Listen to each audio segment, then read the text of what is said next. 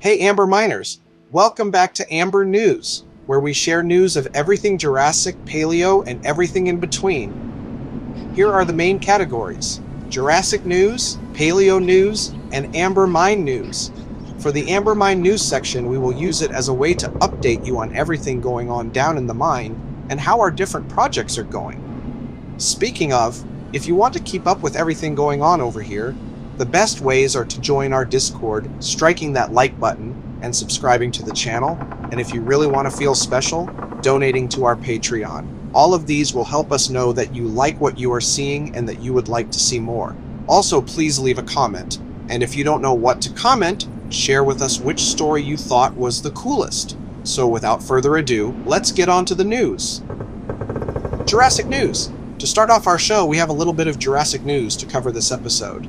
We now have a trailer for Jurassic World Chaos Theory. There is a version of it that has been re-uploaded to our channel. Link will be in the description. The Jurassic Park Classic Games Collection is planned to be released on Steam on November 21st. If you are interested in seeing me or any of the other members of the Amber Mine team play any of these games, please let me know. Paleo News. At this point, it just seems like we need a whole segment discussing all the new dinosaurs that have been found between episodes. Jormungandr walhallensis. Researchers in North Dakota found a mostly complete skull and jaws, as well as 7 cervical vertebrae, 5 anterior dorsal vertebrae, 11 ribs, and 3 structural bones supporting the brain called hypopophyseal peduncles. The bones belong to an animal which lived approximately 80 million years ago during the late Cretaceous period.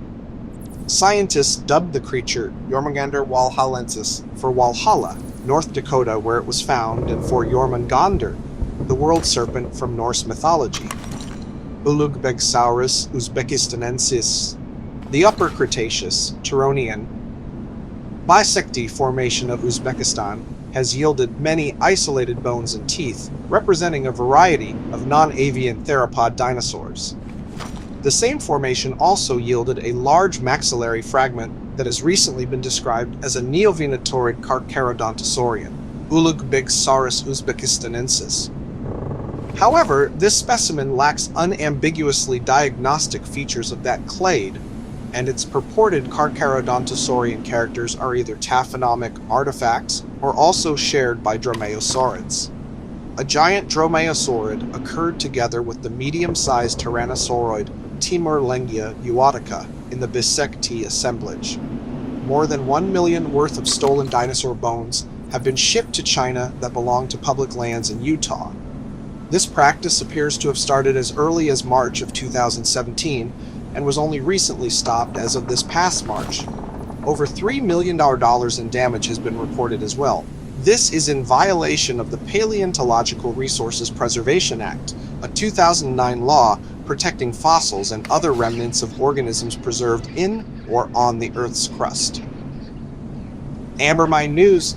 The next piece of news from the mine is that it's time to give you guys a much better look at our Greb Nadu model, which we had made for our Spooktober video on Island of Adventure's Halloween Horror Nights project Evolution Attraction.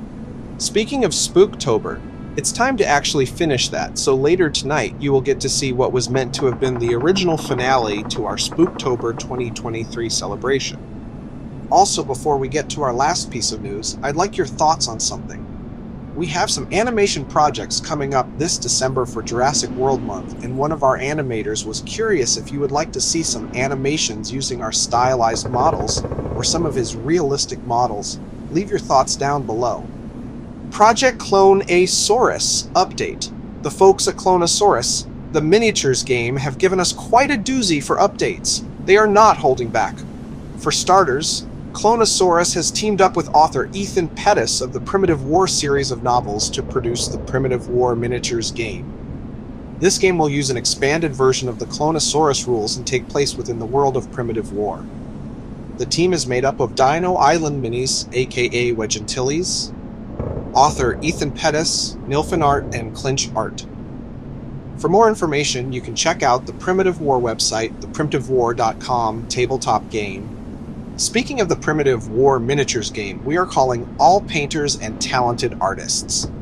The Primitive War and Clone-A-Saurus teams, along with the game's official miniature designer Clinch, have announced a very special giveaway. Artists are tasked with 3D printing, painting, and photographing one of the official miniatures for the Primitive War game. They can submit their photo to Clinch's email to become eligible. 3 winners will be selected in January of 2024, with the first prize winner receiving an autographed copy of Primitive War and a custom-engraved Vietnam-era flask. For more information on the contest, you can go to Clinch or Dino Island Minis on Instagram.